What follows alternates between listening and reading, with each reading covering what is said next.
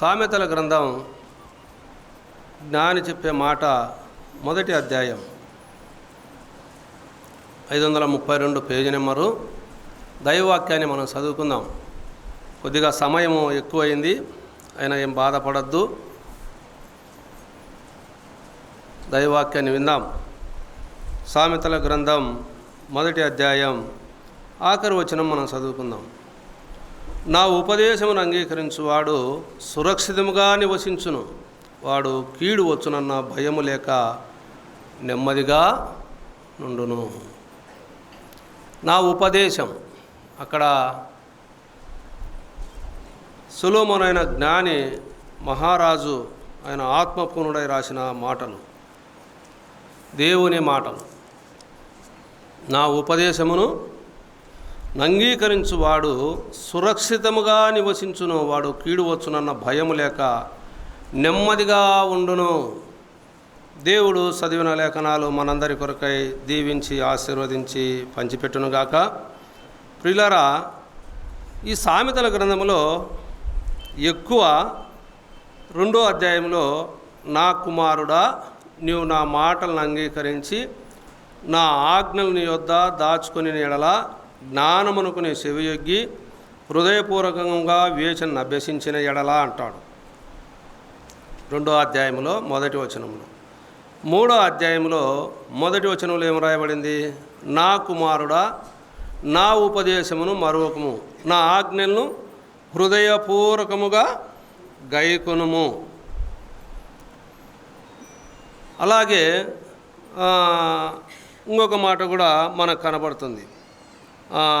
4వ అధ్యాయంలో 10వ వచనం చూడండి.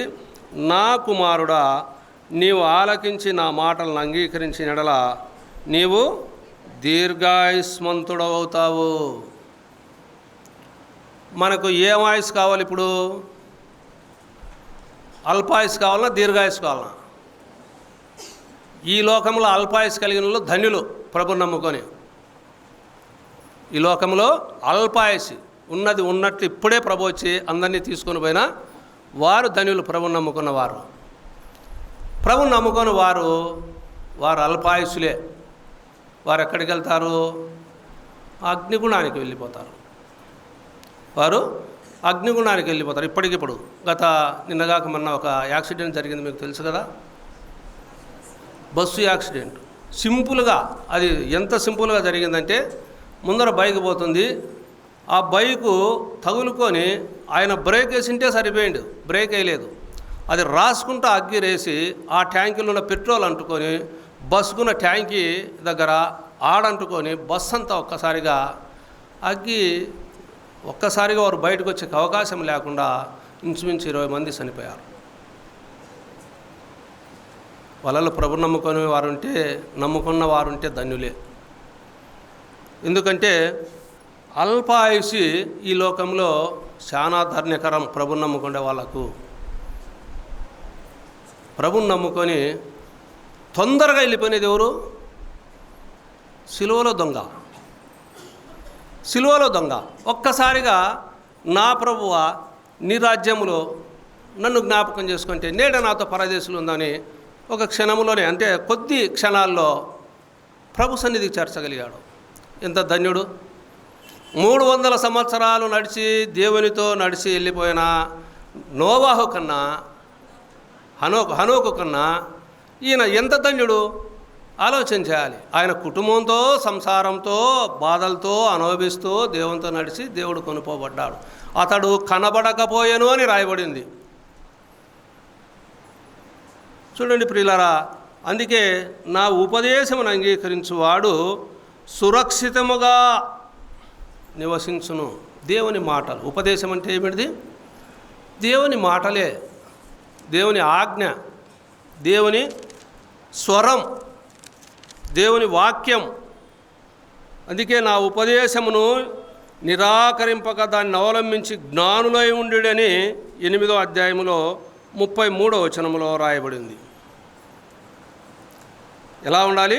నా ఉపదేశమును నిరాకరింపక దాన్ని అవలంబించి జ్ఞానులై ఉండాలి. 34వ అధ్యాయంలో 34వ వచనంలో 8వ అధ్యాయంలో, నా ఉపదేశము వినువారు ధన్యులు, నన్ను కనుగొనువాడు జీవమును కనుగొనును, యెహోవా కటాక్షమానికి కలుగును. చూడండి, అన్ని ఆశీర్వాదాలే దేవుని నమ్ముకున్న వారికి. దేవుని నమ్ముకుంటే అన్ని ఆశీర్వాదాలే. ఈ లోకంలో ఉంటే ప్రభు మనతో ఉంటాడు, ఈ లోకం వదిలితే మనం ఆయనతో ఉంటాం. ఎంత ధన్యకరమైన జీవితం చూడండి. ఆలోచన చేయండి ఒక్కసారి. దేవుడు మనతో ఉంటే మనకు కొదవేముంటుంది? దేవుడు మనతో లేనప్పుడు ఎట్లా ఉండడు? ఆయన ఉపదేశాన్ని మనం వినకపోతే, ఆయన మాట మనం అంగీకరించకపోతే ఎక్కడో ఉన్నాడని వెళ్ళిపోతున్నారు. కీర్తనకారు 139వ కీర్తన ఏం రాయించాడు? దేవా, నేను 7 సముద్రాల అవతలికి వెళ్ళాలనుకున్నా, అయినా అక్కడ నువ్వు ఉన్నావు. 7 కొండలు దాటి వెళ్ళాలనుకున్నా, అక్కడ నువ్వు ఉన్నావు. పాతాళానికి దిగిపోవాలనుకున్నా, అక్కడ నువ్వు ఉన్నావు.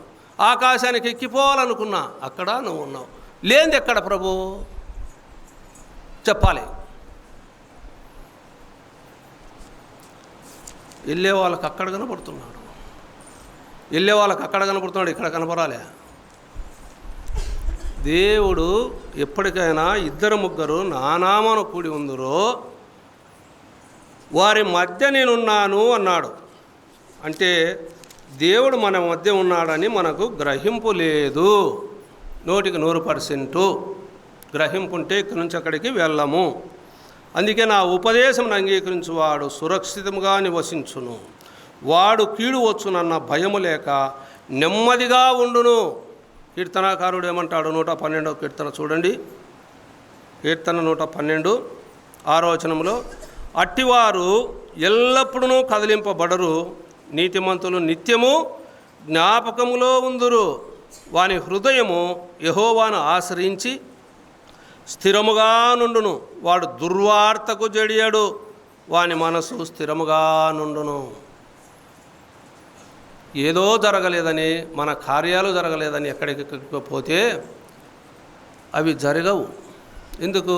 దేవుడు ఎక్కడ ఆయన సన్నిధి ఉంటుందో అక్కడ కరెక్ట్గా ఉంటాడు, అక్కడ ఉంటాడు. దేవుడు లేడని లేదు. అయితే విశ్వాసము నిన్ను ఎక్కడికి తీసుకొని పోతుంది? ఎక్కడికి తీసుకొని పోతుంది? అక్కడికి. కీర్తనకారు 121వ కీర్తనలు అనుకుంటా ఒక మాట అంటాడు. అక్కడ ఏమన్నాడు? కొండల తట్టు నా కన్నులు ఎత్తుచున్నాను, నాకు సహాయం ఎక్కడి నుండి వచ్చును? యెహోవా వలనే నాకు సహాయం కలుగును. ఆయన భూమి ఆకాశాలను సృజించిన వాడు, ఆయన నీ పాదములను త్రొట్టిల్లనీయడు, నిన్ను కాపాడువాడు కునుకడు నిద్రపోడు. చూడండి ప్రియులారా, ఇశ్రాయేలును కాపాడువాడు కునుకడు నిద్రపోడు. యెహోవాయే నిన్ను కాపాడువాడు, యెహోవాయే నిన్ను కాపాడేవాడు. అందుకే ఆయన ఎంతో బాధతో ఒక మాట అంటాడు. ఆయన కనుపాపలు మనల్ని కాపాడుతుంటే మనం ఎక్కడికెక్కడికో పోతే కొండల తట్టు, వాటి తిట్టు, ఈటి తట్టు చూస్తే ఆయన బాధ ఏమంటాడంటే, అయ్యో ఇశ్రాయేలు, నా మాట వినిన ఎడల ఎంత మేలు అన్నాడు. 81వ కీర్తన చూడండి 8వ చరణంలో, అయ్యో ఇశ్రాయేలు, నీవు నా మాట వినిన ఎడల ఎంత మేలు. ఓ విశ్వాసి, నువ్వు నా మాట వింటే ఎంత మేలు, దేవుని మాట వింటే ఎంత మేలు మనకు. చూడండి అక్కడే 13వ వచనంలో 81వ కీర్తనలోనే, అయ్యో నా ప్రజలు నా మాట వినిన ఎడల, ఇశ్రాయేలు నా మార్గమును ననుసరించిన ఎడల ఎంత మేలు. 11వ వచనంలో మనం చదువుకుంటే చూడండి, అక్కడ 11వ వచనం పైన, ఆయనను నా ప్రజలు నా మాట ఆలకింపకపోయిరి, ఇశ్రాయేలు నా మాట వినకపోయిరి, కాబట్టి వారు తమ స్వకీయ ఆలోచనలు బట్టి నడుచుకున్నట్లు వారి హృదయ కాఠిన్యమునకు నేను వారిని అప్పగించితిని. ఎట్లా నడుచుకుంటున్నారంటే, వారి హృదయ కాఠిన్యమును బట్టి, వారు తమ స్వకీయ ఆలోచనలు బట్టి వారు వెళ్ళిపోతున్నారు. అందుకే వారి కాఠిన్య హృదయానికి వారిని అప్పగించాను పో అన్నాడు. ఇంకా ఎక్కడికి పోతారో పోవచ్చు, ఇబ్బంది ఏమి లేదు, ఎంత దూరమైనా పోవచ్చు. ఎంతోమంది పోతున్నారు అన్యులు, వారికి తెలియక పాదయాత్రలు చేస్తున్నారు, పొల్లుదండాలు దొల్లుతున్నారు, బట్టలు మార్చుకుంటున్నారు, చల్లనీళ్ళు పోసుకుంటున్నారు, ఎన్నో చేస్తున్నారు. అవన్నీ చేసి అనుభవించిన వారం మనం. వాటిలో అనుభవించకుండా మనం బయటికి రాలేదు. వాటిని అన్నిటినీ పూర్తిగా అనుభవించి బయటకు వచ్చిన వాళ్ళం. నేను అటువంటి వాడనే, నేను డైరెక్ట్గా చెప్తున్నాను. అటువంటి వాడనే ఎక్కడెక్కడో తిరిగాను, పొల్లుదండాలు దొల్లాను, వస్త్రాలు మార్చాను, చల్లనీళ్ళ స్నానాలు చేశాను, ఉపవాస ప్రార్థనలు ఉపవాసాలు ఉన్నాను, ఎన్నెన్నో చేసి అన్నీ తిరుక్కొని ఎక్కడికి వచ్చానంటే సృష్టికర్త అనే దేవుని పాదాల యొద్దకు వచ్చి పడ్డాను. ఇంక ఎక్కడికి వెళ్ళినా వారు అన్యులు కాబట్టి వారి కథ వేరు. మీరెక్కడి నుంచి వచ్చారో నాకు తెలియదు, వెళ్ళేవారు నాకు తెలుసునా, నాకు తెలియదు కదా. నాకన్నా సీనియర్లు చాలామంది ఉన్నారు ఇక్కడ, ఏళ్ళ నుంచి తరబడి. వారే తప్పిపోతుంటే వారికి ఇంక మార్గం మేము ఆయటట్లో మేము ఏం చెప్పగలం? వారే తప్పిపోతుంటే ప్రభువుని నమ్మి ప్రభు బలలో పాలుపంపులు పొంది ప్రభువును అంగీకరించి బుద్ధిపూర్వకంగా వారు తప్పిపోతూ ఉంటే ఎలా వారిని మా దారిలోకి తీసుకురాగలం? మా చేత అవుతుందా? క్రమపరచగలమా? వారి ఆలోచన ఎలా ఉందో అక్కడ చూడండి. కాబట్టి వారు తమ స్వకీయ ఆలోచనలు బట్టి నడుచుకున్నట్లు వారి హృదయ కాఠిన్యమునకు నేను వారిని అప్పగించాను అన్నాడు. ఆనాడు ఇశ్రాయేలు ప్రజల గురించి ఎంతో ఆయన మోషేకు దేవుడు దర్శనమిచ్చి ఎన్నో విధాలుగా ఆయన్ను దర్శించి ఎన్నో విధాలుగా ఆయన ప్రాధాయపడిన విధానం మనం చూస్తాం. గత నిర్గమకాండంలో వాక్యాలు సత్యవాక్యాలు మనం విన్నాం హోరేబుల గురించి, ఆ హోరేబులో జరిగిన సంఘటన గురించి. అయితే ద్వితీయోపదేశ కాండంలో ఆనాడు దేవుడు ఎంత బాధపడుతున్నాడో చూడండి. 10వ అధ్యాయంలో 13వ వచనం చూడండి, పేజీ నెంబరు 154. నీ మేలు కొరకు నేడు నేను నీకు ఆజ్ఞాపించు యెహోవా ఆజ్ఞలను కట్టడలను అనుసరించి నడుచుకుందునను మాట కాక నీ దేవుడైన యెహోవా నిన్ను మరి ఏమి అడుగుచున్నాడు? చూడండి, ఆయన మాట వినే తప్ప నిన్ను ఏమన్నా అడిగాడా? అడుగుతున్నాడా? అడగలే. ప్రభు దేవుని ఆజ్ఞలను ఆయన కట్టడలను అనుసరించి నడుచుకోవడమే. ఉదయం మనం ఎట్లాటల్లమో ఆరాధనలో చూసాం, మన జీవితం ఏమైనదో చూసాం. ఆ పాపపు జీవితం నుంచి తప్పించబడిన మనము ఆయన సన్నిధానములో మనము ఆయన మాట వినిన ఎడల ఎంత మేలు. అయ్యో ఇశ్రాయేలు, మీరు నా మాట వింటే ఎంత మేలు. ఓ విశ్వాసి, దేవుని మాట అంటే విశ్వాసం అనే ముసుగులో మనం ఉన్నాం, ముసుగు వేసుకుంటున్నాం. ఆనాడు అపోస్తులైన పౌలు అపోస్తుల కార్యాల గ్రంథంలో మేక వన్య పులులు ఉంటాయని గొర్రెబొచ్చు తగిలించుకొని ఉంటారని చెప్పారు. అయితే వారిని ఈడ్చుకొని పోతారని అది కొంతమంది గురించి చెప్పారు. ప్రభును నమ్మి నమ్మక అనేక మందిని పక్కకు ఈడ్చే వారిని గురించి ఆలోచన చేసి ఆ మాటలు చెప్పాడు. అయితే వారిలో ఇప్పుడు మనం ఆలోచన చేస్తే నువ్వు చెడిపోయేదే కాక పక్కనలో చెడగొడితే ఉపయోగం ఏముంది? నువ్వు పోతున్నావు ఎలా? ఒక గొర్రె ఎలా పోతుంది? తెలియక బురదలో పడుతుంది. అయితే ఈ మిగతా గొర్రెలు కూడా ఏమవుతాయంటే అది ఎందుకో బురదలో పడింది అని ఈ కూడా వెనకబడిపోయి బురదలో పడిపోతాయి. గొర్రెల గురించి ఆలోచన చేయండి. నేను గొర్రెలు కాశాను, గొర్రెలు కాసిన వాడిని, నేను ఉండేది నేను చెప్తున్నా. నేను పిల్ల వయసులో గొర్రెలు కాసిన వాడిని. కాబట్టి దేవుని సన్నిధానములో మనము దేవునికి ఇష్టపూర్వకంగా ఆయన మాటలు వినాలి. ఆయన బాధపడేది ఏమంటే నా మాట వినమనే, ఏరేది కాదు. ఆయన నా ఆజ్ఞలు గైకుంటే చాలు. నా మాట విని నన్ను పంపిన వాడిని విశ్వాసం ఉంచువాడు నిత్య జీవం గలవాడు. వాడు మరణంలో నుండి జీవంలోనికి దాటి ఉన్నాడు. నువ్వు నమ్మిన ఎడల నా మహిమను చూస్తావు మార్తా, నువ్వు నమ్మితే నా మహిమను చూస్తావు అంటాడు 11వ అధ్యాయంలో యోహాను రాసిన సువార్తలో. నమ్మకోకుండా ఎన్ని దినాలు దేవుని సన్నిధికి వచ్చినా మహిమ నీకు జరగదు, నువ్వు మహిమను చూడలేవు. అంతే. చూడండి ప్రియులారా, ఇదే ద్వితీయోపదేశ కాండంలో ఆయన ఇంకొక మాట కూడా అంటాడు. 18వ అధ్యాయం 19వ మనకు చూస్తే 18వ అధ్యాయంలో పేజీ నెంబరు 161 16 నుంచి మనం చదువుకుంటే మధ్య భాగం నుంచి చదువుతున్నాను. ఆ సమయమున నీ దేవుడైన యెహోవాను నీవు అడిగిన వాటన్నిటి చొప్పున నీ దేవుడైన యెహోవా నీ మధ్యను నా వంటి ప్రవక్తను నీ సహోదరులో నీ కొరకు పుట్టించును. ఆయన మాట నీవు వినవలెను. మరియు యెహోవా నాతో ఇట్లా నేను వారు చెప్పిన మాట మంచిది. వారి సహోదరుల్లో నుండి నీ వంటి ప్రవక్తను వారి కొరకు పుట్టించదను. అతని నోట నా మాటలు నుంచుదును. నేను అతనికి ఆజ్ఞాపించున్నది యావత్తును అతడు వారితో చెప్పును. అతడు నా నామమున చెప్పు నా మాటలను వినని వానిని దాని గూర్చి విచారణ చేయుదును. మాట వినకపోతే దేవుడు ఏం చేస్తాడు? విచారణ చేస్తాడు, గద్దిస్తాడు, బుద్ధి చెబుతాడు. ఆ బుద్ధి అవన్నీ ఇప్పుడు పిల్లలు తప్పు చేస్తే తల్లి ఏం చేస్తారు? 4 ఏట్లు వేస్తారు. ముందు బాగా బర తీసుకుని మళ్ళా వాంచుతారు. వినకుంటే తొడపాశం పెడతారు. స్కూల్కి వెళితే మీకు తొడపాశం పెట్టే కాలం లేదు. ఎందుకంటే ఇప్పుడు పిల్లలకు చదువు చెప్పే టీచర్లు పిల్లలను కొడితేనా తల్లిదండ్రులు కొట్లాడకపోతున్నారు వాళ్ళ మీదకి. నువ్వు భయం పెట్టుకోకపోతే వాళ్ళను భయం పెట్టనీకపోతేవి ఇంక ఉపయోగం ఏమొచ్చా? నువ్వు భయం పెట్టుకోకపోతేవి వారిని భయం పెట్టుకోనికపోతేవి. స్కూల్లో వాళ్ళన్నా భయం పెట్టుకోవాలా. మాకు పిల్లప్పుడు అలా లేదు. మా పిల్లప్పుడు మాకు ఒక ఆయన పేరు ఓబిలిడి సార్ అని ఆయన ట్యూషన్ చెప్తాడు మాకు.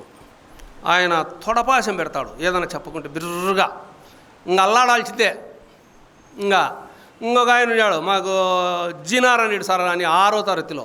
ఆయన ఇంగ్లీష్కి వచ్చాడు. ఆయన చెవు బిర్రుగా పట్టుకుంటాడు. అది ఊడిపోయి తట్టుకుంటుంది, అంత గట్టి పట్టుకుంటాడు. అట్లా టీచర్లు అంతగా మనకు బుద్ధి చెప్పేవారు వాళ్ళు. అందుకే నేను 7వ తరగతి చదువుకున్న నాకు అంత దేవుడు జ్ఞానం ఇచ్చినాడు. దేవుని స్తోత్రం. ఎందుకంటే చదువుకునేది 7వ తరగతే కాబట్టి కొంత ఇంగ్లీష్ అయితే రాకపోయినా కొంత తెలుగులో మాట్లాడడానికి లోకంలో జీవించడానికి దేవుడు అంత జ్ఞానం ఇచ్చినాడు. చాలు, అంతవరకు ఇచ్చిన కాటికి దేవుని ఎంతైనా స్తుతిద్దాం. కాబట్టి ఆయన మాటలను వినని వానిని దాని గురించి విచారణ చేస్తాడు. విచారణ చేసినప్పుడు నష్టపోయేది బాధపడేది ఎవరు చెప్పండి? వినని వారు. ఇంకా విన్నే అయినకపోయినా అది మన ఇష్టం, అంతే. అది మనకే ఏమి. ఇప్పుడు వాక్యము ప్రశాంతంగా మనం ఆలోచన చేస్తున్నాం సింపుల్గా. దేవుని మాటలు వినకుంటే ఎలా దేవుడు మనల్ని శిక్షిస్తాడు? ఎలా మనల్ని ఎక్కడో ఉన్నాడని కాదు, హోరేబులోనే ఉన్నాడు దేవుడు, మన మధ్య ఉన్నాడు ఆయన. ఇక్కడ ఆరాధన ఉంది, ఆనందం ఉంది, ఆదరణ ఉంది. నువ్వు తప్పిపోయేది కాక ఇంకోని దావ తప్పిస్తే నష్టం ఎలా జరుగుతుంది చెప్పండి? ఎంత నష్టం కలుగుతుంది? అది ఎవరికి కలుగుతుందో తెలుసా? ఎవరైతే తప్పిస్తారో వాళ్ళకి కలుగుతుంది. అది గుర్తుపెట్టుకోవాలి. ఎవరైతే దారి తప్పిస్తారో వారికే కలిగేది. నువ్వు చెడిపోతున్నావు, నీకెక్కడో ఆలోచన పడింది. పడడమే కాకుండా ఇంకోరిని కూడా అక్కడికి తోడుకొని పోతే నష్టపోయేది నువ్వు నీ కుటుంబమే తప్ప వారు కాదు. వారు అమాయకులు, లెక్కలేని వారు. అమాయకులు లెక్కిందకే లెక్క. ఎందుకు? నీ మాటని వచ్చారు కాబట్టి. దేవుని సన్నిధానంలో దేవుని మాటలు మనం ఆలోచన చేయాలి. అందుకే ఆయన దేని గురించి మాట్లాడుతున్నాడు? అతను ఎవరి గురించి మాట్లాడతాడు? అక్కడ చూడండి 18వ వచనంలో 18వ అధ్యాయము 19వ వచనంలో అతడు నా నామమున చెప్పు నా మాటలను వినని వారిని విచారణ చేయదును. 18వ వచనంలో వారి సహోదరుల నుండి నీ వంటి ప్రవక్తను వారి కొరకు పుట్టించదును. అతని నోట నా మాటలను ఉంచుదును. నేను అతనికి ఆజ్ఞాపించినది యావత్తును అతడు వారితో చెప్పును అన్నాడు. మనకు మత్తయి రాసిన సువార్తలో మనం చూస్తాం, మార్కు రాసిన సువార్తలో చూస్తాం, లూకా రాసిన సువార్తలో అక్కడ మనకు రూపాంతరం కొండ మీద ప్రభు అక్కడ ప్రభు రూపాంతరం పొందినప్పుడు పరలోకం నుంచి ఆయన అక్కడ ఒక శబ్దం వినపడుతుంది. ఏమని మనం చూస్తే మత్తయి రాసిన సువార్త 17వ అధ్యాయంలో 5వ చరణంలో మనకు ఆ మాట కనబడుతుంది. ఈ మధ్యలో నుంచి రెండో లైన్లో చదువుతున్నాను. 18 పేజీ నెంబరు, మత్తయి రాసిన సువార్త 17వ అధ్యాయము 5వ వచనంలో మధ్య భాగం నుంచి చదువుతున్నాను. ఇదిగో ఈయన నా ప్రియకుమారుడు, ఈయన యందు నేను ఆనందించుచున్నాను, ఈయన మాట వినుడని ఒక శబ్దము ఆ మేఘములో నుండి పుట్టెను. ఆయన మాట వినాలి. ఆయన మాట వినకపోతే విచారణ జరుగుతుంది. దేవుడు విచారణ చేస్తాడు వారి గురించి. ఆ మాట ఎవరిది? పరలోకం. అది కూడా చూద్దాం. ఆ మాట యేసుక్రీస్తు ప్రభువు వారు చెప్పే మాట ఏమిటిది? యోహాను రాసిన సువార్తలో మనకు కనపడుతుంది ఆ మాట. చూడండి, యోహాను రాసిన సువార్త 12వ అధ్యాయం 94 పేజీ నెంబరు 49, 50 వచనాలు మనం చదువుకుందాం. ఏలైనగా నా అంతటా నేనే మాటలేడలేదు, నేను ఏమనవలెనో ఏమి మాట్లాడవలెనో దానిని గూర్చి నన్ను పంపిన తండ్రియే నాకు ఆజ్ఞ ఇచ్చి ఉన్నాడు. మరియు ఆయన ఆజ్ఞ నిత్యజీవమని నేను ఎరుగుదును గనుక నేను చెప్పు సంగతులను తండ్రి నాతో చెప్పిన ప్రకారము చెప్పుచున్నాను. అక్కడ ఏం చెప్పాడు? ద్వితీయోపదేశకాండంలో ఒక ప్రవక్తను మీ మధ్యకు పంపిస్తాను, అక్కడ ఆయన మాట మీరు వినాలి అని. ఆయన మాట వినని వారిని ఆయన ఏం చేస్తున్నాడు? ఆయన విచారణ చేస్తా అన్నాడు. అయితే ఆయన ఎక్కడి నుంచే మాట్లాడుతున్నాడు? ఆయన నేను ఏవైతే 18వ వచనంలో అతనికి ఆజ్ఞాపించినది, నేను అతనికి ఆజ్ఞాపించినది యావత్తు అతడు వారితో చెప్పును. చూడండి ప్రియులారా, అక్కడ ద్వితీయోపదేశకాండంలో 18వ అధ్యాయము 18వ వచనంలో నేను అతనికి ఆజ్ఞాపించినది యావత్తును అతడు వారితో చెప్పును. కాబట్టి మనకు ఆయన చెప్పే మాటలు ఎక్కడి నుంచి చెప్తున్నాడు? దేవుడు ఏదైతే ఆయనకు చెప్పాడో ఆ మాటలు మనతో మాట్లాడుతున్నాడు యేసుక్రీస్తు ప్రభుల వారు. అందుకే ఆయన మా మాట వినాలి అని అక్కడ ఈయన నా ప్రియకుమారుడు, ఈయనందు నేను ఆనందించుచున్నాను, ఈయన మాట వినుడని ఆ ఆకాశం నుండి ఒక శబ్దం అక్కడ వచ్చింది. అయితే యేసుక్రీస్తు ప్రభుల వారు అన్నమాట ఇక్కడ చూస్తే నా అంతటా నేను మాట్లాడలేదు అని అక్కడ స్పష్టంగా చెప్తున్నాడు. నేను ఏమనవలెనో ఏమి మాట్లాడవలెనో దానిని గూర్చి నన్ను పంపిన తండ్రియే నాకు ఆజ్ఞ ఇచ్చున్నాడు. మరియు ఆయన ఆజ్ఞ నిత్యజీవమని నేను ఎరుగుదును గనుక నేను చెప్పు సంగతులను తండ్రి నాతో చెప్పిన ప్రకారము చెప్పుచున్నాను అనెను. ఆయన ఆజ్ఞ ఏమి అయిందో అక్కడ మనకు తెలియజేశాడు. ఆయన ఆజ్ఞ నిత్య జీవము. ఆయన మాటలు వింటే నిత్య జీవము, ఆ పరలోక ప్రాప్తి. మోసే కూడా ఆనాడు అపోస్తలుల కార్యాల గ్రంథంలో ఆనాడు ఏవైతే మోసే ద్వారా దేవుడు పలికించాడో ఆ మాటలు ఇక్కడ వారికి తిరిగి మళ్ళా ఆయన వారి మధ్య అవి మళ్ళా విశదపరిచాడు ప్రభు ఈ లోకంలో లేనప్పుడు కూడా. చూడండి, అక్కడ మనం చూస్తే అపోస్తలుల కార్యాల గ్రంథం 3వ అధ్యాయం పేజీ నెంబర్ 105 22వ వచనంలో మోసే ఇట్లా నేను ప్రభు అయిన దేవుడు నా వంటి ఒక ప్రవక్తను మీ సహోదరుల నుండి మీ కొరకు పుట్టించును, ఆయన మీతో ఏమి చెప్పినను అన్ని విషయంలో మీరు ఆయన మాట వినవలెను. ఆ ప్రవక్త మాట విననివాడు ప్రజల్లో ఉండకుండా సర్వనాశనమగును అన్నాడు. అంతేకాకుండా మరియు సమూయేలు మొదలుకొని ఎందరు ప్రవక్తలు ప్రవచించిరో వారందరూ ఈ దినమును గూర్చి ప్రకటించిరి. ఆ పై వచనాలు మనం చదువుకుంటే ప్రభు నా కలువరి శిలువలో అప్పగించిన విధానం అక్కడ కనబడుతూ ఉంది. ఆ ప్రభువుని గురించి అక్కడ గొప్ప మహిమ కలిగింది. అక్కడ ఆ మందిరంలో అక్కడ కుంటి భిక్షకుడు, అక్కడ శృంగారమును దేవాలయంలో అక్కడ కుంటి భిక్షకుడు స్వస్థత పొందినట్లు మనం చూస్తాం. మా దగ్గర వెండి బంగారాలు లేవు నాయనా, మాకు కలిగినదే నీకు ఇస్తున్నానన్నాడు. ఇక్కడ మోసే ఏమైతే చెప్పాడో అది ఇక్కడ మళ్ళా తిరిగి చెప్పాడు. యెషయా ప్రవక్త 48వ అధ్యాయంలో ఇంకో మాట చెప్పాడు. చూడండి, దేవుని మాటలే అన్నీ, ఇంకా ఏం మనం ఏరేది ఆలోచన లేదు. దేవుని మాట వింటే మనకు మేలు కలుగుతుందా, కీలు కలుగుతుందా? 48వ అధ్యాయంలో చూడండి,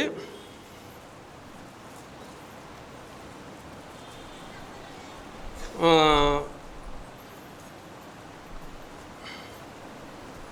18-19 వచనాలు చదువుకుందాం. నీవు నా ఆజ్ఞలను ఆలకింపవలెనని నేను ఎంతో కోరుచున్నాను. ఆలకించిన ఎడల నీ క్షేమము నదివలెను, నీ నీతి సముద్ర తరంగములను ఉండెను. నీ సంతానము ఇసుకవలే విస్తారమగును, నీ గర్భఫలము దాని రేణువుల వలె విస్తరించును. వారి నామము నా సన్నిధి నుండి కొట్టివేయబడదు, మరువబడదు. ఆయన ఆజ్ఞలు ఆలకిస్తే సంతానం ఎలా ఉంటుందో తెలియజేశాడు. చూడండి ప్రియులారా, ఎందుకంటే నీ సంతానము, నీ నీతి అంటే మన ప్రభువైన యేసుక్రీస్తునందు విశ్వాసం ఉంచాం. మన సాక్ష్యం, నీతి అనేది ఒక సాక్ష్యం. ప్రభువైన యేసుక్రీస్తునందు విశ్వాసం ఉంచిన మనల్ని ఒక సాక్షిగా సముద్ర తరంగం వలె ఆయన మనకుండి నడిపిస్తాడని, ఆయన క్షేమము ఆలకించిన నీ క్షేమము నది వలె ఉంటుందని, నీ సంతానము ఇసుక వలె విస్తారమవుతుందని, నీ గర్భఫలము దాని రేణువుల వలె విస్తరించునని, వారి నామము నా సన్నిధి నుండి కొట్టివేయబడదు అన్నాడు. 17వ వచనంలో ఏమన్నాడు? నీ విమోచకుడును ఇశ్రాయేలు పరిశుద్ధ దేవుడునైన యెహోవా ఇలాగు సెలవిచ్చుచున్నాడు, నీకు ప్రయోజనము కలుగునట్లు నీ దేవుడైన యెహోవానగు నేనే నీకు ఉపదేశము చేయుదును, నీవు నడవలసిన త్రోవ నిన్ను నడిపించదును. ఆయన ఉపదేశం చేస్తున్నాడు, మనం నడవలసిన మార్గాన్ని మనకు చూపిస్తూ ఉన్నాడు. నడచడము నడకపోవడము మన ఇష్టం. అందుకే సామెతల గ్రంథంలో ఒక మాట అంటాడు కదా, మనుషుని ఆలోచనలు చెప్తా. ఆ మాట 16వ అధ్యాయం చూడండి, సామెతల గ్రంథంలో ఆ మాట కనబడుతుంది మనకు. హృదయ ఆలోచనలు మనుషుని వశము. ఆయన ఆలోచనలన్నీ మనకే ఆయన ఇచ్చేశాడు. మన ఆలోచనలన్నీ మన మీదనే ఉంచాడు. నడిచే నీ సంతానము విస్తరిస్తుంది, నీ నీతి సముద్రం వలె ఉంటుంది, నీకు క్షేమము నది వలె ఉంటుంది. చూడండి ఎన్ని వాగ్దానాలు ఇచ్చాడో. అయితే ఆయన ఉపదేశం ఇస్తున్నాడు, వినినా వినకపోయినా అది వింటే మనం దీవించబడతాం, వినకపోతే ఆయన విచారణ చేస్తాడు. విచారణ కావాలా, దీవెన కావాలో? దేవుని సన్నిధికి వచ్చేకి మనం శాపవాన్ని పొందుకునేకి వస్తామా, దీవించబడడానికి వస్తామా? మరి అజ్ఞాతి క్రమమే పాపము అని యోహాను భక్తుడు రాయించాడు. 1 యోహాను పత్రికలో 3వ అధ్యాయంలో 5వ వచనంలో 4వ వచనంలో.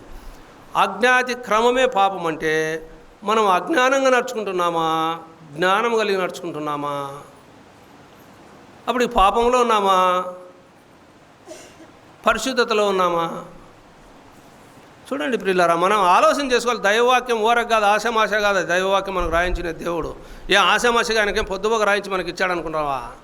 ఆనాడు ఇశ్రాయేలు ప్రజలు ఎంతగానో కష్టపడి 20 లక్షల జనాంగాన్ని పోగు చేసుకొని ప్రయాసపడి అగసాట్లు పడి ఎన్నెన్నో తిప్పలు పడి రాజులను ఇచ్చి, అధికారులను ఇచ్చి, న్యాయాధిపతులను ఇచ్చి, వారికి భూములు ఇచ్చి, పొలాలు ఇచ్చి, పురాలు ఇచ్చి, ఎన్నెన్నో ఇచ్చి వారిని దీవించి, వారిని 40 సంవత్సరాలు మన్నాతో పోషించి, ఎర్ర సముద్రం నుంచి దాటించి, బండరాతులు నీళ్ళిచ్చి, వారిని ఎన్నో విధాలుగా ఆ సర్పం కాటేస్తే ఆ సర్పం వైపు చూసినప్పుడు వాళ్ళని కాపాడి ఎన్ని విధాలుగా వారిని ముందుకు నడిపిస్తే వాళ్ళు వినలేదు. వారు వినలేదు కనుక 400 సంవత్సరాలు ఆయన పలుకు లేకుండా అయిపోయింది, దేవుని పలుకు.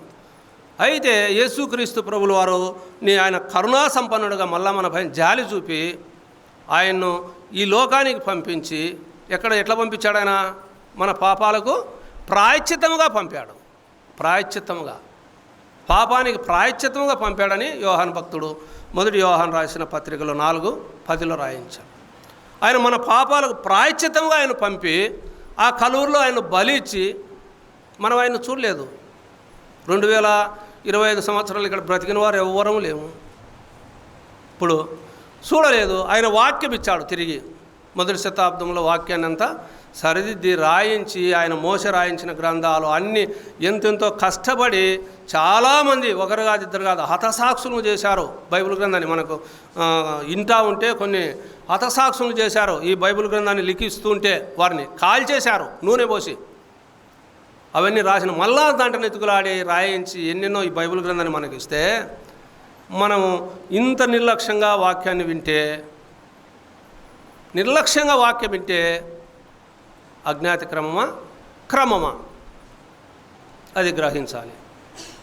అందుకే ప్రియులారా, దేవుని సన్నిధానంలో మనము జాగ్రత్తగా ఉండాలి. అందుకే దేవుడు అంటాడు, ఎవని మనస్సు నిన్ను ఆనుకునినో వాన్నే నువ్వు పూర్ణశాంతి గలవానిగా చేస్తావన్నాడు. నీ మనసు యాన్నో పెట్టుకొని నీకు పూర్ణశాంతి కావాలంటే ఎట్లొస్తుంది? నీకు స్వస్థత కావాలంటే ఎట్లొస్తుంది? రాదు, ఎవరికి రాదు. నీకే కాదు, మాకు కూడా రాదు.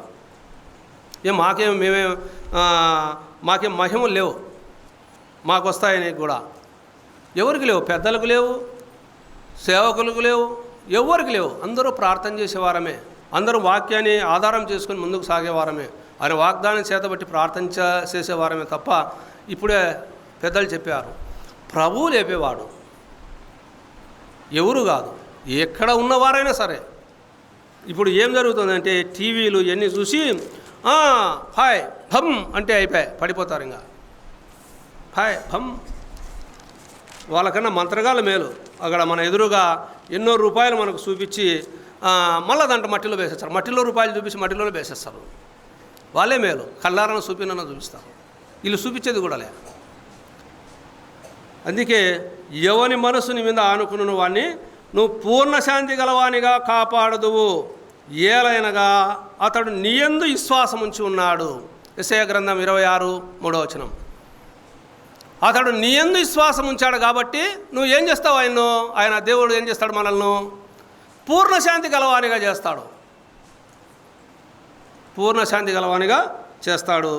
అందుకే ఎవని మనసు నీ మీద ఆనుకున్నో వాని నువ్వు పూర్ణశాంతి గలవానిగా కాపాడదు, ఏలైనగా అతడు నీయందు విశ్వాసం ఉంచి ఉన్నాడు. యెహోవాయే నిత్యాశ్రయ దుర్గము, యుగములు యెహోవాను నమ్ముకొనుడే. 1 సంవత్సరం కాదు, యుగాలు నమ్ముకోండి అన్నాడు కీర్తనకారుడు. అంటాడు ఇంకో మాట చూడండి, అక్కడ 125వ కీర్తనలో ఒక మాట ఇంకా బాగుంది. మనం చూస్తే యుగాలు యెహోవాను నమ్ముకోండి అంటే కీర్తనకారుడు ఏం చెప్పాడు? యాత్ర కీర్తనలో 125వ కీర్తనలో, యెహోవా యందు నమ్మిక ఉంచువారు కదలక నిత్యము నిలుచు సియోను కొండవలే నుందురు. యెరూషలేము చుట్టూ పర్వతములు ఉన్నట్లు యెహోవా ఇది మొదలుకొని నిత్యము తన ప్రజల చుట్టూ ఉండును.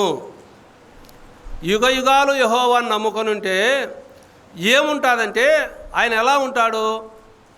మన చుట్టూ పర్వతంలాగా ఉంటాడంట. ఎలీషా చూపిస్తాడు శిశువునికి.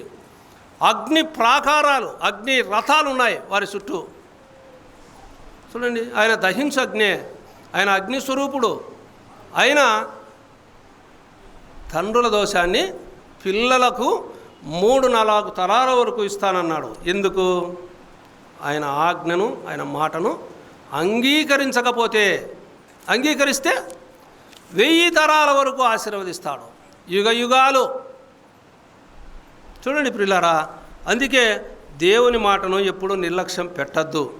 దేవుని మాట, ఆయన మీద నీ మనసు తొలగించుకోవద్దు. ఆయన మీద నుంచి నీ మనసు ఎప్పుడైతే నువ్వు పక్కకు త్రోవ పడిపోతుందో అప్పుడే అయిపోయాయి. నేను ఏడ చేసినా నా ప్రభు నాతో ఉండాలని ప్రార్థన చేయాలి. ఇక్కడనే కాదు, నీ ఇంట్లో చేసుకో, బజార్లో చేసుకో, వీధిలో చేసుకో. ప్రభు నాతో ఉన్నాడు, నేను ప్రభువును స్తుతిస్తున్నా అని ఒక విశ్వాసంతో.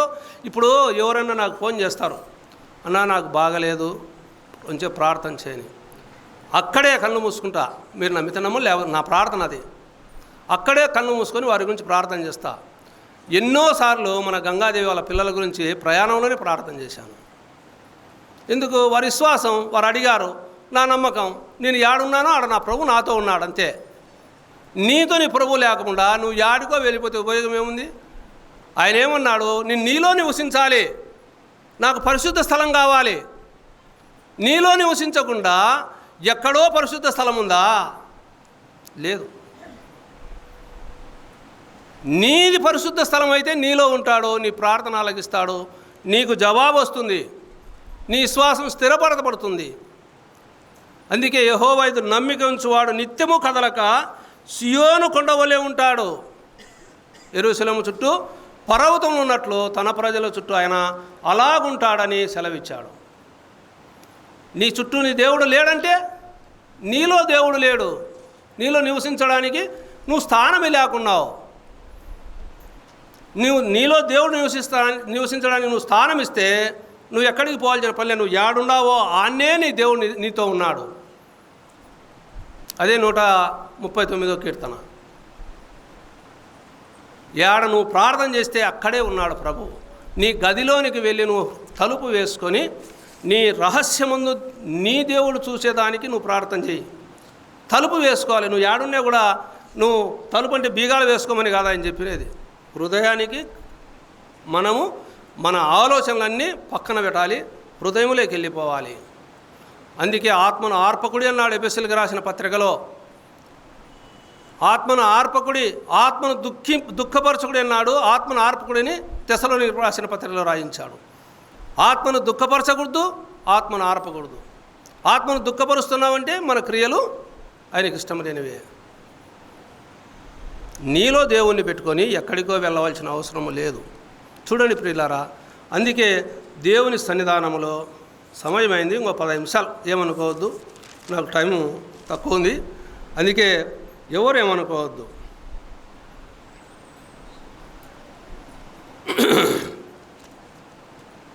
సామెతల గ్రంథం 18వ అధ్యాయంలో ఇంకో మాట మనకు కనబడుతుంది. సామెతల గ్రంథం బాగా చదివితే చాలా ఇంపైన మాటలు ఉన్నాయి మనకు. ఎందుకంటే నేను ఎక్కువ సామెతలు, ప్రసంగి, పరమగీతం గ్రంథములు ఎక్కువ చదువుతూ ఉంటాను. వాటిలో జ్ఞానం ఉంది మనకు. కీర్తనలో కూడా జ్ఞానం ఉంది. వాటిని చదివితే మనకు లోకమంతా అర్థమైపోతుంది ఏముందో. 18వ అధ్యాయము 10వ వచనం చూడండి. యెహోవా నామము బలమైన దుర్గం, నీతిమంతుడు అందులోనికి పరిగెత్తి సురక్షితంగా నుండును. యెహోవా నామం ఎటువంటిది? బలమైన దుర్గం. అది బలమైన దుర్గం. దేవుని సన్నిధానంలో బలమైన దుర్గం మన ప్రభువైన యేసు క్రీస్తుల వారు. సామెతల గ్రంథంలోనే 20 మనం చూస్తే 29వ అధ్యాయంలో ఇంకో మాట కనబడుతుంది. సామెతల గ్రంథం దండిగా ఉన్నాయి మాటలు. 29వ అధ్యాయము 25వ వచనంలో లాస్ట్ లైన్లో యెహోవా యందు నమ్మిక ఉంచువాడు సురక్షితముగా నుండును అని రాయబడింది. చూడండి ప్రియులారా, అందుకే కీర్తనాకారుడు 9వ కీర్తనలో ఇంకో మాట రాయించాడు.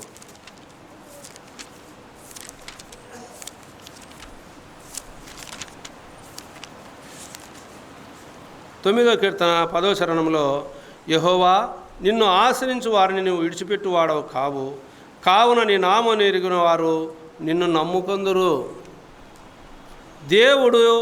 దేవుని ఆశ్రయించు వారిని దేవుడు ఎప్పుడు కూడా విడిచిపెట్టువాడు కాడు. తల్లి అయినా మరుస్తుందేమో కానీ నిన్ను మరవనన్నాడు యెషయా గ్రంథములో. తల్లి అయినా నిన్ను మరుస్తుందేమో, నిన్ను మరవను. చూడు నా అరచేతుల్లో నిన్ను చెక్కుకొని ఉన్నాను, నీ ప్రాకారములు నా ఎదుట ఉన్నవి. ఆయన మన ప్రాకారాల చుట్టూ ఆయన కంచె వేసిన వాడుగా మనం చూస్తాము. అది ఆ మాట మనకు ఎక్కడ కనబడుతుంది? యోబు గ్రంథంలో కనబడుతుంది. అందుకే ఆయన అరచేతుల్లో మనల్ని చెక్కుకొని ఉన్నాడు. మన ప్రాకారాలు నిత్యము ఆయన ఎదుటున్నవి అన్నాడు. అందుకే ఆయన్ను ఆశ్రయించిన ఆయన్ను సియోను ఆయన ఏమన్నాడు? యెహోవా నిన్ను ఆశ్రయించు వారిని నువ్వు విడిచిపెట్టువాడవు కావు, కావున నీ నామం ఎరిగిన వారు నిన్ను నమ్ముకుందురు. యేసుక్రీస్తు ప్రభు నామము ఎటువంటిదో మనకు తెలుసు. ఆ నామము బలమైన దుర్గం. ఆ నామాన్ని ప్రభు ఏం చేశాడు? ఘనపరిచాడు ఫిలిప్పీయులు రాసిన పత్రికలో. ఆ నామము అన్ని నామముల కన్నా పైనున్న నామంగా చేశాడు. ప్రతి మోకాలు ఆయన నామం ఉన్నట్లు చేశాడు. ఆయన నామంలో ఏముంది? రక్షణ ఉంది. ఆయన నామంలో పాప క్షమాపణ ఉంది. ఆయన నామంలో పరలోక ప్రాప్తి ఉంది. ఆయన నామాన్ని ఇంకా ఈ కూడికలో నమ్ముకోకపోతే నిత్య నరకాగ్నిగుణము ఉంది, నమ్ముకుంటే పరలోకము ఉంది. అందుకే ప్రభువైన యేసుక్రీస్తును ఇప్పుడైనా ప్రభువును అంగీకరించి ఆత్మరక్షణ పొందాలని ప్రేమపూర్వకంగా నమ్ముకొని వారందరికీ తెలియజేస్తున్నాను. యెషయా గ్రంథంలో అంటాడు ఆయన ఒక మాట 6వ అధ్యాయంలో, యెహోవా మీకు దొరుకు కాలమునందు ఆయనను వెతుకుడి, ఆయన సమీపంలో ఉండగా ఆయనను వేడుకొనుడి. ఆయన సమీపంలో ఉండగా ఆయనను వేడుకోవాలి. ఆయన చిక్కినప్పుడే మనం వెతకాలి, దొరకాలి మనం. అందుకే యెహోవా మీకు దొరుకు కాలమునందు ఆయనను వెదకుడి, ఆయన సమీపంలో ఉండగా ఆయనను వేడుకొనుడి. ప్రభువైన యేసుక్రీస్తుల వారు అంటారు, అడుగుడి మీకు ఇయ్యబడును, తట్టుడి మీకు తీయబడును, వెదకుడి మీకు దొరుకును. వెదకకుండా, తట్టకుండా, ఆయనను అడగకుండా అడుగుతున్నాం. ఎలా అడుగుతున్నాం? పెదవులతో అడుగుతున్నాం. పాపం నా హృదయంలో లక్ష్యం చేసిన ఎడల నా ప్రార్థన ప్రభు సన్నిధికి చేరదు. కీర్తనకారుడు అన్నాడు కదా, 68వ కీర్తనలు అనుకుంటా, 18వ చరణంలో. ప్రభు సన్నిధికి మన ప్రార్థన చేరలేదంటే మనం అడిగే పద్ధతి లేదు. మనం అడిగేది ఏం చేస్తున్నామంటే, ఉదయం మొదలుకొని ఎన్నో మనలో అసూయలు ఉన్నాయి, కక్షలు ఉన్నాయి, ఎన్నో మనం ఆలోచన చేస్తే ఎన్నో అబద్ధాలు ఉన్నాయి, మోసాలు ఉన్నాయి, మన క్రియలన్నీ నీతిగా లేవు. అవి ఎప్పుడైతే ఉంటాయో ప్రార్థన ప్రభు ఆలకిస్తాడు. అవి లేనప్పుడు ప్రభు ప్రార్థన ఆలకించడు. నిన్ను వలె నీ పొరుగువాన్ని ప్రేమించి అడగాలి. ప్రభుని ఒకరిని ప్రేమిస్తే అది ఉపయోగం లేదు. ప్రభుని ప్రేమించడానికి ఎన్ని ఆజ్ఞలు మనం విన్నాం కదా, 4 ఆజ్ఞలు. ఎదుటివారిని ప్రేమించడానికి 6 ఆజ్ఞలు. ఇవి ఎక్కువనా అవి ఎక్కువనా? ఎదుటివారిని ప్రేమించేటివి ఆజ్ఞలు 6 ఆజ్ఞలు ఎక్కువ. ప్రభుని ప్రేమించేది 4. 10 ఆజ్ఞల్లో 2 ఆజ్ఞలు మనకి ఇచ్చాడు ఆయన. అయితే ప్రభుని ప్రేమిస్తున్నామని ప్రభు సన్నిధికి వస్తున్నాం. నీ పొరుగువాన్ని ప్రేమిస్తున్నావా?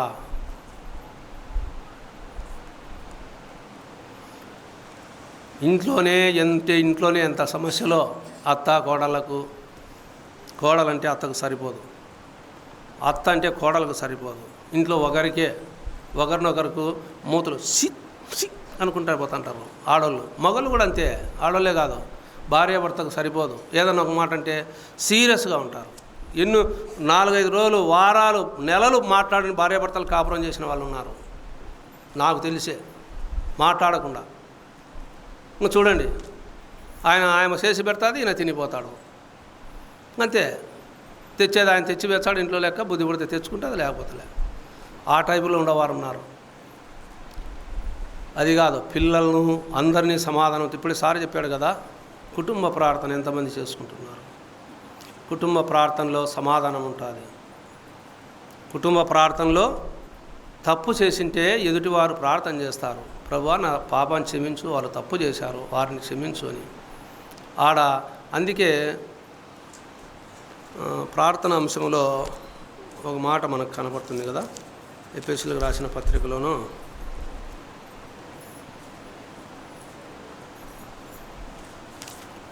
కాదు, యాకోబు పత్రికలోనే అనుకుంటా, చూద్దాం. 5వ అధ్యాయంలో 16వ వచనంలో, మీ పాపమును ఒకరితోనొకడు ఒప్పుకొనుడి, మీరు స్వస్థ పొందనట్లు ఒకరికొకరు ప్రార్థన చేయుడి. అప్పుడు ఏం జరుగుతుందంటే, కుటుంబ ప్రార్థనలో ఒకరి పాపాలు ఒకరం ఒప్పుకుంటాం. అందరము ప్రార్థనలో కూర్చుంటే, నువ్వు చేసే ప్రార్థనలో, నేను చేసే ప్రార్థనలో, ముగ్గురం చేసే ప్రార్థనలో ఒకరి పాపాలు ఒకరు ఒప్పుకుంటాం, క్షమాపణ అడుగుతాం ప్రభును. ప్రభు ఏం చేస్తాడు? క్షమిస్తాడు. అది నేర్చుకోవాలి మనం. పాపాలు ఒప్పుకుంటే క్షమిస్తాడు. ఆయన క్షమించడుకు సిద్ధమైన మనసు కలిగిన వాడు. కాబట్టి కుటుంబ ప్రార్థనలో అందరం కూర్చొని ప్రార్థన చేస్తే, నువ్వు ఏ తప్పు చేశావో నీ ఎదుటివారి పట్ల ఆ పాపం ఒప్పుకుంటావు. నువ్వు బయటివారి పట్ల చేసినప్పుడు ఆ పాపాన్ని కూడా దేవుని సన్నిధిలో ఒప్పుకోవాలి. మనం ఇద్దరం చేసుకుంటాం ఇక్కడ సంఘంలో. ఆమె దగ్గర నీ ప్రార్థన నువ్వు చేస్తే నువ్వు సులకన అయిపోతావు. ఆమె దగ్గర నీ ఆ ప్రార్థన ఒప్పుకుంటామా? ఒప్పుకోము, ప్రభు సన్నిధిలో కూడా ఒప్పుకోము. బయట ఏదో తప్పు చేసి వచ్చి ఉంటాము, ఎదురుగా ప్రభువా నేను ఈ తప్పు ఆమెను అని వచ్చాను, ఈ పాపం నేను చేసి వచ్చాను, నా పాపం క్షమించని ఎదుటి వారి ముందర ప్రార్థన చేస్తావా? చేయలేవు. నీకు ధైర్యం చాలదు. అదే నీ కుటుంబంలో నీకు ధైర్యం చాలుతుంది. ఎందుకంటే కుటుంబం అందరికీ తెలిసిటది ఆ తప్పు. కాబట్టి నీ ధైర్యం అక్కడ చాలుతుంది. ప్రార్థన ప్రభు అక్కడ ఆలకిస్తాడు. ఈడైతే ఇద్దరు కూర్చుంటారు, ఈమె చేసిన తప్పంతా ఆయన ముందర ప్రార్థనలో పెడితే ఆయన ఒక ఇంటా ఉంటుంది కాబట్టి నువ్వు ఆ ప్రార్థన చెయ్యవు. కాబట్టి ఒకరి ప్రార్థన ఒకరు ఒప్పుకోవాలి. ఒప్పుకున్నప్పుడే ప్రభు ఆ ప్రార్థనకు జవాబిస్తాడు. అందుకే ప్రభు దొరుకు కాలాన్నే ప్రభును ఎదకాలి. ఆయన సమయంలో ఉండగా, ఆయన సమీపంలో ఉండగానే ఆయన్ను వేడుకోవాలి. ఒకనొక కాలం వస్తుంది, సువార్త ఉండదు, వాక్యం ఉండదు. ఒకవేళ అది ఏ కాలమో మనకు తెలియదు, కానీ ప్రభే చెప్పాడు ఆ మాట. ఆ కాలంలో వాక్యం అందదు, సువార్త అందదు. మనం ఈ లోకంలో అవకాశం ఉన్నప్పుడే, సమీపంలో ఉన్నప్పుడే, అవకాశం ఉన్నప్పుడే ప్రభును ఆయన దొరికే సమయంలోనే ఆయన్ను వెదకాలి. అందుకే ఇదే రక్షణ దినం, ఇదే అనుకూలమైన సమయం అని అపోస్తలుడైన పౌలు చెప్పాడు. కొరింథీయులకు రాసిన 2వ పత్రిక 6వ అధ్యాయంలో మనకు ఆ మాట కనపడుతుంది కదా. ఇదే అనుకూలమైన సమయం, ఇదే రక్షణ దినం అన్నాడు కదా అక్కడ 6వ అధ్యాయంలో. ఇదిగో ఇప్పుడే మిక్కిలి అనుకూలమైన సమయం, ఇదిగో ఇదే రక్షణ దినం. ఎందుకంటే సమయం రాకపోవచ్చు. నిన్నటి దినం బస్సు యాక్సిడెంట్ అయినట్లు ఏడైనా రాలిపోవచ్చు, ఎవరైనా కానీ. అవకాశం లేదు. ప్రాణం ఎప్పుడు పోతుందో ఎవరికీ తెలియదు. బిడ్డ ఎప్పుడు జన్మిస్తాడో ఇప్పుడు డాక్టర్లు కనుక్కుంటున్నారు, కానీ ప్రాణం ఎప్పుడు పోయేది డాక్టర్లు కూడా కనుక్కోలేరు కూడా. వారికి కూడా అవకాశం లేదు. ఇప్పుడు జన్మనిచ్చే తల్లి కడుపులో ఉన్న బిడ్డ పలానా డేటుకు కానుపోతుందని ఆమె డేట్ ఇవ్వగలదు. ఇప్పట్లో ఇస్తున్నారు కూడా. అయితే ప్రాణం పోయేది మటుకు ఆ డాక్టర్లు ఇవ్వలేరు, ఇంకా ఎవరు కూడా ఇవ్వలేరు. ఆ ప్రాణం ఏ సమయానికి పోతుందో. అందుకే ఇదే అనుకూలమైన సమయం, ఇదే రక్షణ దినం. ఈ రక్షణ దినాన్ని కోల్పోతే అవకాశం ఉండదు తిరిగి. అందుకే ప్రభు అపోస్తలుడైన పౌలు హెబ్రీయులకు రాసిన పత్రికలు అంటాడు కదా, ఇంత గొప్ప రక్షణను నువ్వు నిర్లక్ష్యం చేసిన ఎడల 2వ అధ్యాయం 3వ వచనంలో ఎలాగూ తప్పించుకుందువు. అట్టి రక్షణ ప్రభు బోధించుట చేత ఆరంభమై దేవుడు తన చిత్తానుసారముగా సూచక క్రియల చేతను, మహత్కార్యముల చేతను, నానా విధములైన అద్భుతముల చేతను, వివిధములైన పరిశుద్ధాత్మ వరములను అనుగ్రహించుట చేతను వారితో కూడా సాక్ష్యమిచ్చుచుండగా వినిన వారి చేత మనకు దృఢపరచబడెను. చూడండి ప్రియులారా, ఇంత గొప్ప రక్షణ నువ్వు నిర్లక్ష్యం చేసుకుంటే ఎలాగూ తప్పించుకుంటావు? దేవుని సన్నిధానంలో ఆ ప్రభువు పరలోకం నుంచి భూలోకానికి వచ్చి మానవలి కొరకైన ప్రాణం పెట్టి ఆయన రక్తమోర్చి, ఆయన రక్తము ఇది నా రక్తము అనేకుల పాపముల కొరకు. ఎవరైతే పాపం చేశారో వారందరి కొరకు. ఏ భేదము లేదు, అందరూ పాపం చేసి దేవుడు అనుగ్రహించే మహిమను పొందలేకపోతున్నారు. కులభేదం ఉంది, మతభేదం ఉంది, అన్ని భేదాలు ఉన్నాయి. ఆస్తి భేదాలు ఉన్నాయి, రంగు భేదాలు ఉన్నాయి. ఎన్ని భేదాలున్నా పాపం విషయంలో భేదమే లేదు అన్నాడు. కాబట్టి ఆ భేదం లేని పాపాన్ని దేవుడు ఏం చేశాడంటే ఆయన కొట్టివేశాడు. మీ పాపమును ఇంకా ఎన్నడూ నీ జ్ఞాపకం చేసుకునని ఆయన సెలవిచ్చాడు. మీ పాపాలు ఎన్నడూ జ్ఞాపకం చేసుకుని అన్నాడు. ఈ హెబ్రీయులకు రాసిన పత్రికలో 8వ అధ్యాయం 12వ వచనంలో, నేను వారి దోషముల విషయమై దయగలిగి వారి పాపములు ఇంకా ఎన్నడూ జ్ఞాపకం చేసుకున్నానని ప్రభు సెలవిస్తున్నాడు. ఎన్నడూ ఆయన జ్ఞాపకం చేసుకునేవాడు. ఆయన నిన్న నేడు నిరంతరము ఏకరీతిగా ఉన్నవాడు. ఆయన మార్పు లేనివాడు, మార్పు కలిగినవాడు కాదు. మాట ఇచ్చి నెరవేర్చువాడై ఆయన ఉన్నాడు. అందుకే ఆయన మాట మనం ఏం చేయాలి? వినాలి. తండ్రి ఏది బోధించాడో అదే ప్రభు ఈ లోకంలో చెప్పాడు. అవే మనకు రాయించి ఇచ్చాడు. అవే మనం వింటున్నాం, అవే మనం గ్రహిస్తున్నాం, అవే మనం చదువుకుంటున్నాం. చదువుకున్న వాక్యాన్ని మన హృదయంలో చేర్చుకొని ఆ ప్రభువుకు స్థానం ఇస్తే వాక్యం అయితే దండిగా ఉంది, కానీ సమయం లేదు. సమయం ఉండింటే ఇంకా 3 చరణాలు ఉన్నాయి, మీకు చెప్తే బాగుంటుందని నేను అనుకుంటున్నాను. చూద్దాం, ఒక 10 నిమిషాలు, ఏమనుకోవద్దు నాకు నుంచి. ఆ మాట ఇంకా మనకు బాగుంది కాబట్టి చూసుకొని ముందుకు సాగుదాం, వెళ్ళిపోదాం. సామెతల గ్రంథం 11వ అధ్యాయంలో అవసరమైన మాట కాబట్టి దాన్ని చదువుకుందాం. ఇంకా మూడు శరణాలు ఉన్నాయి, 3 శరణాలు చదువుకొని ముగించుకుందాం. 28వ వచనంలో, ధనము నమ్ముకుని వాడు పాడైపోవును, నీతిమంతులు సిగురాకులే వృద్ధి నొందుదురు. ధనాన్ని నమ్ముకుంటే వాడు ఏమైపోతాడు? పాడైపోతాడని ఈ సామెతల గ్రంథంలో జ్ఞాని తెలియజేశాడు. 52వ కీర్తనలో కీర్తనాకారుడు అంటాడు, చూడండి, త్వరగా ముగించుకుందాం, రాసుకోండి.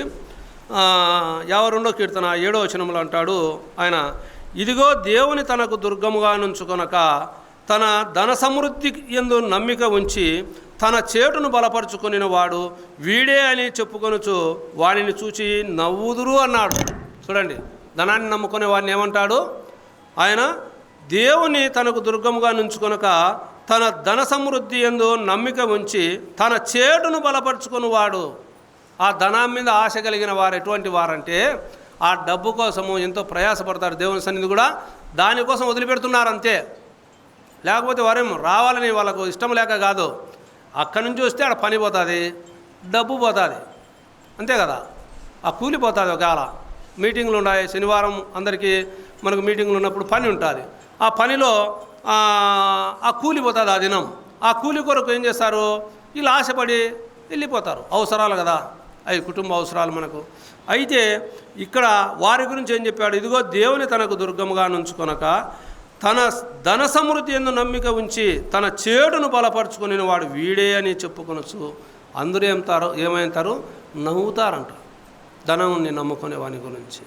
అందుకే అక్కడ ఏమన్నాడు? ఇంకో మాట, నీతిమంతులు సిగురాకోలే వృద్ధి నందుదురన్నాడు. ఇక్కడ కీర్తనాకారుడు ఏం రాయించాడంటే, నేనైతే దేవుని మందిరంలో పచ్చని ఒలివ చెట్టు వలెనున్నాను, నిత్యము దేవుని కృపయందు నమ్మిక ఉంచి ఉన్నాను. నేనైతే దేవుని సన్నిధిలో ఎలా ఉన్నాను? పచ్చని ఒలివ చెట్టు వలె. కీర్తనాకారుడు మొదటి కీర్తన చదువుకొని ఇంటికి వెళ్ళినాక రాసుకొని, పచ్చని ఒలివ చెట్టు వలె. వాళ్ళు ఎలా ఉంటారు? తగిన కాలం ముందు ఫలమిచ్చు చెట్టు వలె ఉంటారు. ఇంకా ఇర్మియా గ్రంథంలో ఇంకో మాట కూడా మనకు అక్కడ ఉంది, మనం చదువుకుంటే. ఇర్మియా గ్రంథంలో ఏముందంటే, అక్కడ 17వ అధ్యాయం 7-8 వచనాల్లో ఆయన ఎలా వారిని వృద్ధి చేస్తాడో అక్కడ రాయింది. 17-7-8 వచనాల్లో చదువుకోండి. 9వ వచనంలో హృదయం అన్నిటికన్నా మోసకరమైనది అనేది అక్కడ కనబడుతుంది. అయితే అక్కడ అది ఉంది. అందుకే యేసుక్రీస్తు ప్రభువులు వారు ఈ లోకంలో ఉన్నప్పుడు కొంతమంది ధనవంతులు ఆయన దగ్గరికి వచ్చారు. అది మనకు తెలుసు. మత్తయి రాసిన సువార్తలో ఉన్నారు, మార్కు రాసిన సువార్తలో ఉన్నారు, లూకా రాసిన సువార్తలో ఉన్నారు. ఆస్తి గలవాడు దేవుని సన్నిధికి వచ్చాడు. వచ్చినప్పుడు ఆయన కొన్ని ఆజ్ఞల గురించి, ధర్మశాస్త్రం గురించి చెప్పినప్పుడు ఇవన్నీ నేను చేస్తున్నాను అన్నాడు. అయితే నీకు ఒకటి కొదవగా ఉన్నది అన్నాడు. చూడండి, మార్కు రాసిన సువార్త 10వ అధ్యాయము 22వ వచనంలో, అతడు మిగుల ఆస్తి గలవాడు గనక ఆ మాటకు ముఖము చిన్నపుచ్చుకొని దుఃఖపడుచు వెళ్ళిపోయాను. చూడండి ప్రియులరా, ఇక్కడ దుఃఖపడుచు వెళ్ళిపోయానన్నాడు. లూకా రాసిన సువార్తలో అయితే 18వ అధ్యాయంలో అక్కడ కూడా 23వ వచనంలో ఏమన్నాడు? అతడు మిక్కిలి ధనవంతుడు గనక ఈ మాటలని మిక్కిలి వ్యసనపడగా యేసు అతను చూసి, ఆస్తి గలవారు దేవుని రాజ్యంలో ప్రవేశించును ఎంతో దుర్లభము అంటాడు. ఇంకా లూకా రాసిన సువార్త 12వ అధ్యాయంలో అయితే ఆడంగో మాట, ఈ ధనవంతుని గురించి, ఆయన ధన సమృద్ధిని గురించి అక్కడ రాయబడిన మాట. ఈ 12వ అధ్యాయం 20వ వచనంలో, అయితే దేవుడు వెర్రివాడా, ఈ రాత్రి నీ ప్రాణమును అడుగుచున్నారు, నీవు సిద్ధపరిచినవి ఎవనివగునని అతనితో చెప్పాను. దేవుని ఎడల ధనవంతుడు కాక తన కొరకే సమకూర్చుకునివాడు అలాగునే ఉండునని చెప్పాను. చూడండి ప్రియులారా, ధనం మీద ఆశతో మనం ప్రభు సన్నిధి కోల్పోతున్నాం. మన అవసరాలు ఉంటాయి, ప్రభుకు తెలుసు. మీరు అగడక మునిపే మీ పరలోకపు తండ్రికి తెలియనన్నాడు. అన్యులు ఏం చేస్తారు? 127వ కీర్తనలో చూడండి, అక్కడ 127వ కీర్తన అందరికీ తెలిసినదే కదా మనకు.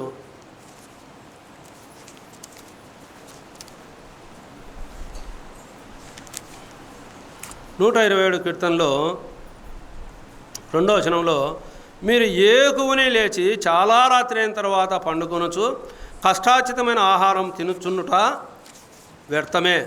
తన ప్రియులు నిద్రించుచుండగా ఆయన వారికి ఇచ్చుచున్నాడు. నువ్వు ప్రియంగా జీవిస్తే ఆయన ఇస్తాడు. నువ్వు అడిగి ఊహించు వాటన్నిటికన్నా ఆయన అత్యధికంగా ఇచ్చేవాడు. నీ పోషణ ఆయనకు తెలుసు, నీ పోషణ ఆయనకు తెలుసు, నీ అక్కర ఆయనకు తెలుసు. అక్కర నువ్వు అడగమునిపే ఆయన పరలోకపు తండ్రికి తెలియనని మత్తయి రాసిన సువార్త 6వ అధ్యాయంలో మనం చదువుకుంటాం. మొదట దేన్ని ఎదగమన్నాడు? ఆయన రాజ్యాన్ని, ఆయన నీతిని వెతుకుడి, అప్పుడు ఇవన్నీ మీకు అనుగ్రహించబడును. మొదట ఏమి ఎతకాలి? దేవుని ఎతకాలి. ఆయన్ని వెతికినప్పుడు ఇవన్నీ మీకు అనుగ్రహించబడతాయని దేవుడే చెప్పాడు. తిమోతి రాసిన పత్రికలో అపోస్తలుడైన పౌలు ఇంకో మాట చెప్పాడు. చూడండి, ఈ వాక్యాన్ని చదువుకొని ముగించుకుందాం, టైం అయింది. 6వ అధ్యాయంలో, మొదటి తిమోతి పత్రిక 6వ అధ్యాయంలో 17 నుంచి మనం చదువుకుంటే 193 పేజీ నెంబరు. ఇహమందు ధనవంతులైన వారు గర్విష్ఠులు కాక, అస్థిరమైన ధనమునందు నమ్మిక ఉంచక, సుఖముగా అనుభవించుటకు సమస్తమును మనకు ధారాళముగా దయచేయు దేవుని యందే నమ్మిక ఉంచుడని ఆజ్ఞాపించుము. వారు వాస్తవమైన జీవమును సంపాదించుకుని నిమిత్తము రాబో కాలమునకు మంచి పునాది తమ కొరకు వేసుకొనుచు, మేలు చేయువారును సత్క్రియలు అను ధనము గలవారును ఔదార్యము గలవారును తమ ధనములో ఇతరులకు పాలిచ్చువారునై ఉండవలనని వారికి ఆజ్ఞాపించుము అన్నాడు. ఓ తిమోతి, ఇహముందు ధనవంతులైన వారికి వారు గర్విష్టంగా జీవించకుండా చూసుకో. ధనాన్ని బట్టి గర్వం ఉంటుంది, వారు గర్విష్ఠులు కాకుండా చూసుకో అన్నాడు. ఆ ధనములో ఏం చెప్పాడు ఆయన? ఆ ధనము కాక సుఖముగా అనుభవించుటకు సమస్తమును మనకు ధారాళముగా దయచేయు దేవుని యందు నమ్మిక ఉంచండి. సుఖముగా జీవించేదానికి ప్రభు ఇచ్చాడు మనకు, అంతేగాని గర్వంగా ప్రవర్తించేదానికి కాదు ధనం ఇచ్చినది. మనం సుఖంగా అనుభవించడానికి ఇచ్చాడు ఆయన, ధారాళంగా ఇస్తున్నాడు, ఈకుండేం లేదు, అందరికీ ఇస్తున్నాడు. ఆ ధారాళంగా ఇచ్చే ధనాన్ని బట్టి మనం గర్వంగా కాక, మనము అనుభవించేదానికి ఆయన మనకు ధారాళంగా దయచేసి దేవుని యందు నమ్మిక ఉంచి, వారు వాస్తవమైన జీవమును సంపాదించుకుని నిమిత్తము రాబో కాలమునకు మంచి పునాది తమ కొరకు వేసుకొనుచు, మేలు చేయువారును సత్క్రియలను ధనము గలవారును ఔదార్యము గలవారును తమ ధనములో ఇతరులకు పాలిచ్చువారై ఉండాలి అని అన్నాడు. వాస్తవమైన జీవాన్ని మనం సంపాదించుకోవాలి. ఈ లోక సంబంధమైన ధనము కాక ఆ పరలోక ధనాన్ని. అందుకే ఈ లోకంలో మీరు ధనమును కూడబెట్టుకోవద్దు, ఇక్కడ చిమ్మట కొడుతుంది, తుప్పు పడుతుంది. ఆ పరలోక ధనాన్ని సంపాదించుకొని మత్తయి రాసిన సువార్తలైన అప్పుడే చెప్పాడు. ఈ లోకంలో ధనము కొన్ని మనకు ఉపయోగమే, అవసరమే, కావాలి. అది ఎవడిస్తారు? దేవుడు ఇస్తారు. నువ్వు దేవుని సన్నిధి కోల్పోయి పనికి పోవాలనుకుంటే, ఒకవేళ ఆ పొద్దే నువ్వు పనికి పోవాలని, లేకపోతే జ్వరం వచ్చింది, పని చేయలేవు కదా. జ్వరం వచ్చింది అనుకొని ప్రభు సన్నిధికి వస్తే ఏం ఆలోచించేది?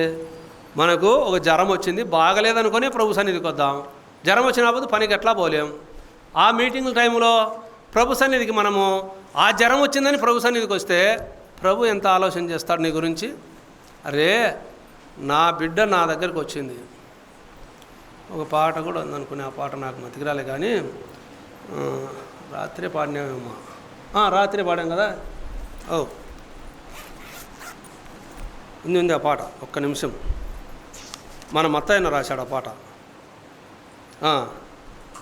ఇది కీర్తన, సుమధుర గీతంలో 47వ కీర్తనలో ఆ మాట మనకు కనబడుతుంది. చూడండి. తల్లి మనసు కరిగించు పిల్లల కన్నీరు, కాపరి మది కరిగించు గొర్రె కన్నీరు. చూడండి, తల్లి మనసు కరిగించేది ఎవరు? పిల్లల కన్నీరు. కాపరి మది కరిగించేది గొర్రె కన్నీరు. చూడండి ఎంత బాగుంది పాట. కాబట్టి పరలోక దేవుని కలిగించు విశ్వాసీల కన్నీరు. ఆ పరలోకపు తండ్రిని కరిగించారంటే నీ విశ్వాస కన్నీరే. ఆయన కదిలింపబడాలి. ఆయన కదిలింపబడినప్పుడే మనము దీవించబడతాం. ఆయన మాటలు జాగ్రత్తగా ఆలోచన చేద్దాం. దేవుడు ఎక్కడో లేడు, ఇక్కడే ఉన్నాడు, మన మధ్య ఉన్నాడు, మనలోనే ఉన్నాడు. అందుకే ఆయన ఒక మాట అన్నాడు, నీలో నివసించాలని పరిశుద్ధ స్థలం కావాలని అన్నాడు, వారికి చెప్పాడు. తరువాత నీ దేహం దేవుని ఆలయం ఉన్నదని కొరింథీయులకు రాసిన పత్రికలో 3వ అధ్యాయంలో చెప్పాడు.